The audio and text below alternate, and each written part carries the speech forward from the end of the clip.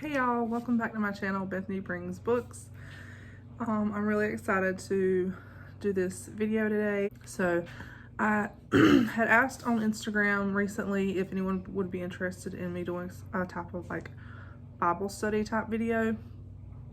And I got some feedback, people who said they were interested. So I don't know, I've just felt like this would be a good way to use my channel, you know, not just to talk about books, but also talk about and study the most important book. I have my notebook here and two Bibles. I have the ESV study Bible.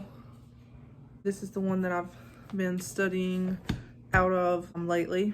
And then I have a Haley's study Bible, and this is an NIV. I've been wanting to study Proverbs, and so I decided to just go ahead and start it, and I felt like this would be a good area to, if I was going to do the Bible study videos, to do while I'm doing my own personal study, to just do videos about it.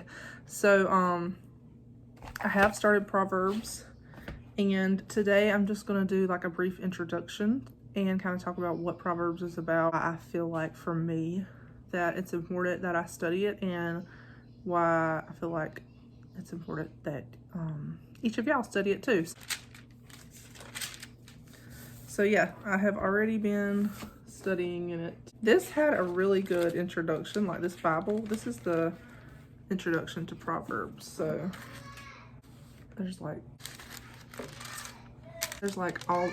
all these pages to introduce it. So it was really good getting like a background on it. So I thought I would light my candles. I have been really enjoying these candles lately. I picked these up at a thrift store, and then the candlesticks were given to me by someone in my family. So I've just been enjoying using these.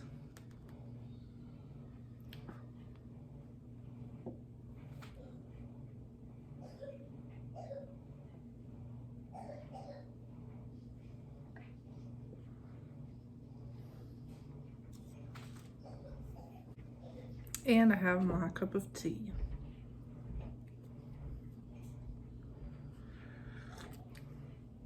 So let's just go ahead and start with Proverbs.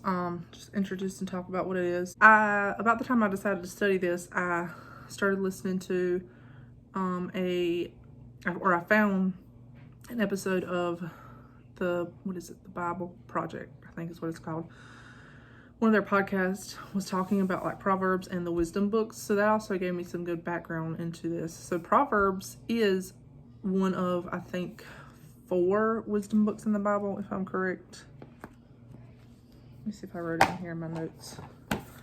I know there's Proverbs, Ecclesiastes, I believe James, and Song of Solomon.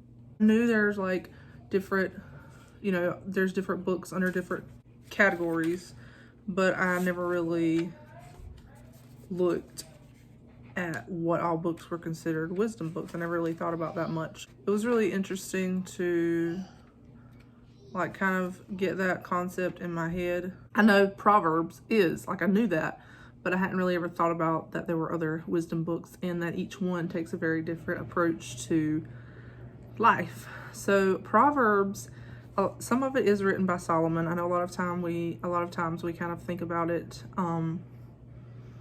as being written by him, but it wasn't entirely written by Solomon, but there are parts of it that were. I know that at some point Solomon did collect Proverbs, and that some of them are in this book of the Bible. So this is already turning into longer than what I was expecting, but let's just summarize. Proverbs is a collection of different wise sayings and proverbs by various authors. Solomon, probably the most well-known. Okay, right here. Proverbs is the prime example of wisdom literature in the Old Testament, the other books being Job, Ecclesiastes, and the Song of Solomon, with the wisdom psalms. In the New Testament, James is usually counted as a wisdom book, and parts of Jesus' teaching belong in this category as well. So that was the wisdom literature. But what I found very interesting and has really changed my perspective of studying Proverbs is this paragraph in my study Bible. It says that Proverbs is not at all the same as the law or the prophets. The difference is one of emphasis rather than basic orientation. The law and the prophets lay their stress on the covenant people as a whole, called to show the world what restored humanity can be. Proverbs focuses on what such restoration should look like in day-to-day behavior and in personal character. In like the covenantal framework of Proverbs, the term wisdom is skill in the art of godly living. Reading that has really changed my thought process about Proverbs and helped me to just realize that Proverbs, it's not just, stuck in the Bible for us to glance over every so often and to maybe find a good proverb here and there and a good verse here and there to apply, but the whole book is there for our instruction in day-to-day living, and it shows us how we should live as Christians in our day-to-day life, how we should live, how we should walk, and it is literally skill in the art of godly living. I also highlighted the key themes that are here. It says, God's will is intensely practical, applying to every aspect of his people's lives. 2, a life lived by God's will is a happy life. 3, a life lived by God's will is a useful life.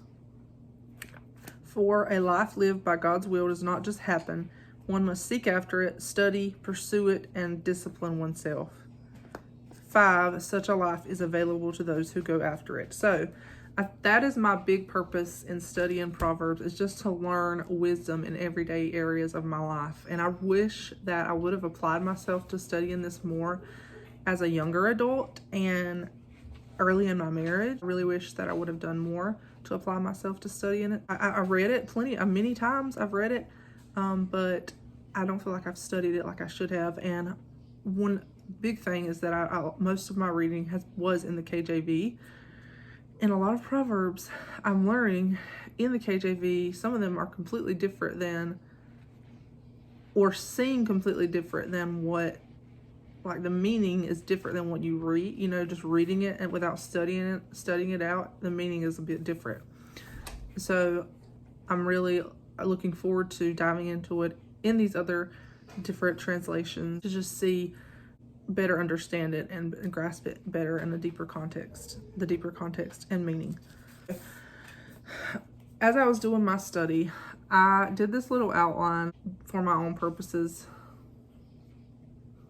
just kind of talking about the purpose of Proverbs, and it's in these first few verses. The first few verses of Proverbs tell us what the meaning of the book is. We don't see that in every book of the Bible. There's a few books that do. I think about, is it Luke and Acts, where like the author Luke tells why he wrote these books, but every book doesn't do that for us, but Proverbs does. In the very first 6 verses, we're told, the Proverbs of Solomon, son of David, king of Israel, to know wisdom and instruction, to understand words of insight, to receive instruction in wise dealing, in righteousness, justice, and equity, to give prudence to the simple, knowledge and discretion to the youth.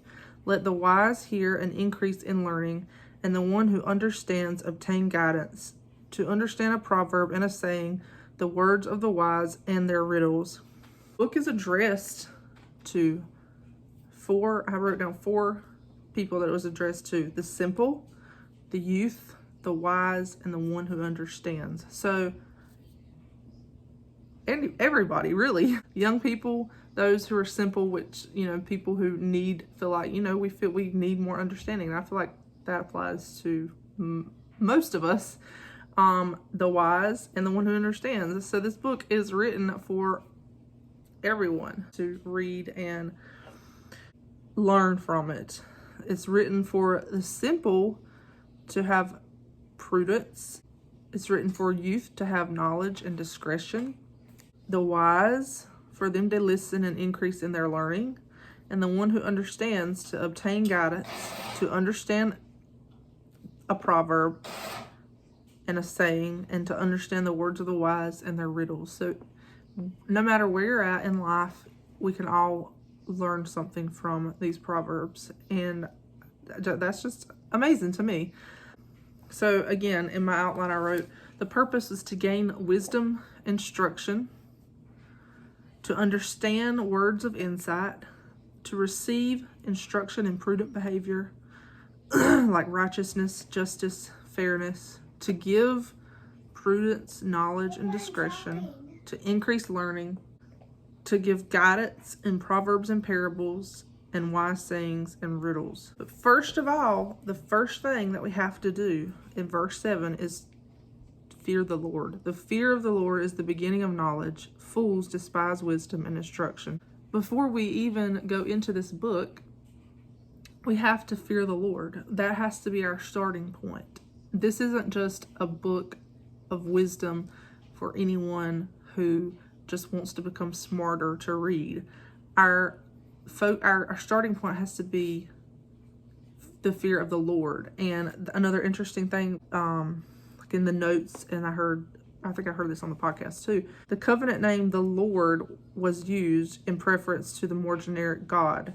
It makes the point that truth is found through Israel's God. So this isn't a book of wisdom for anyone and just how to live life and just life will be better if you're wiser. You need to get wisdom just for the sake of having wisdom, but this is looked at as wisdom that will instruct us in God's paths and how God wants us to live and how we as Christians need to live. And so we have to have that starting point of faith in the one true God. We can't just look at this as like, oh, this applies to anyone no matter what God they believe in. No, our first concept, the first thing that we have to do is to fear the Lord. That is the beginning of knowledge. Another thing I noticed in here, it said knowledge tends to focus on correct understanding of the world and oneself as creatures of the magnificent and loving God, while wisdom is the acquired skill of applying that knowledge rightly, or skill in the art of godly living, like we talked about earlier. The idea of a quest for knowledge sets biblical wisdom in the broad context of the ancient Near Eastern quest for truth, and this verse also validates such a quest as legitimate and good. It affirms a kind of creational revelation, the idea that one can find moral and theological truth through observing the world. At the same time, it distinguishes the biblical pursuit of knowledge and wisdom from those of the surrounding cultures, for it asserts that submission to the Lord is foundational to the attainment of real understanding. So, like I said, we have to have our faith, our trust, and in the one true God, and accept that He is God. I have been doing a lot of notes. Some of these study notes I really like, and I've been writing them down. Again, I had written a note here that the word is Yahweh, Jehovah, the existing one, the proper name of the one true God. This teaches us that truth is only found in the one true God. We can't have truth from many different sources. It comes from the one true God. So yeah, this is the first 7 verses. We're told verses, I don't know why I keep saying verses, we're told what the purpose is in these proverbs and why we should study it, why we need to apply ourselves to wisdom and to hearing these, to studying them, to applying them to our everyday living, and that to start it all off is fearing God, having that fear of God, and that knowledge that He is the one true God. All truth comes from Him, and when we properly have Him in our vision and respect for Him in our vision, then that is when knowledge starts. We can't really truly have knowledge or as it says here, knowledge is that focus on the correct understanding of the world and oneself as creatures of the magnificent and loving God. So when we fear God, when we realize there is one true God, He is our Lord, He's the one who created us, that is the beginning of knowledge. That's when we begin to properly understand who we are, why we're here, and we have our focus on that there's one true God.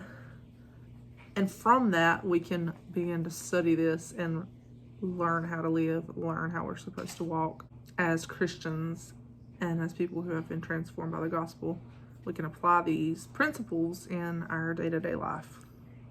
So just think that's amazing. Like when you look at that verse and you realize that's the starting point for this whole book, is to fear the Lord, you know. That is the beginning of our knowledge, is when we have that realization there's one true God, and it's from Him that we're going to receive any wisdom. I don't know, it's just amazing to me when you realize that and you see that verse. You realize that that's where we've got to be at before we can read these Proverbs and learn anything from them and truly gain any wisdom from them. So I think those are I'm just going to go over those verses. Next time I will do probably the rest of chapter 1. I just kind of wanted to give an introduction and talk about what those first 7 verses tell us. So I'm excited about going into this, just getting guidance for day-to-day living, you know, how I should handle just so many things, money and our interactions with others and our daily conversations, daily activity. And I know it's going to be convicting. I know there's a lot of things that I'm going to need to pray that God will help me do.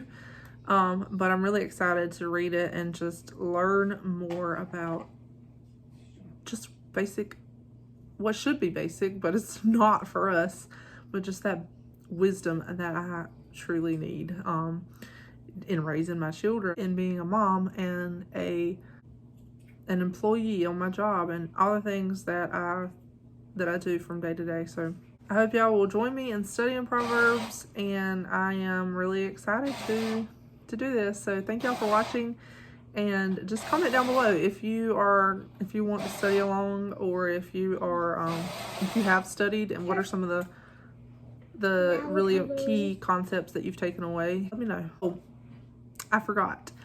So I'm planning on doing this weekly. That's my plan, is doing a video weekly. So we'll see how it goes, guys. But yeah, doing like a Bible study video weekly in with my other videos. So we're gonna see how it goes, but that's the plan.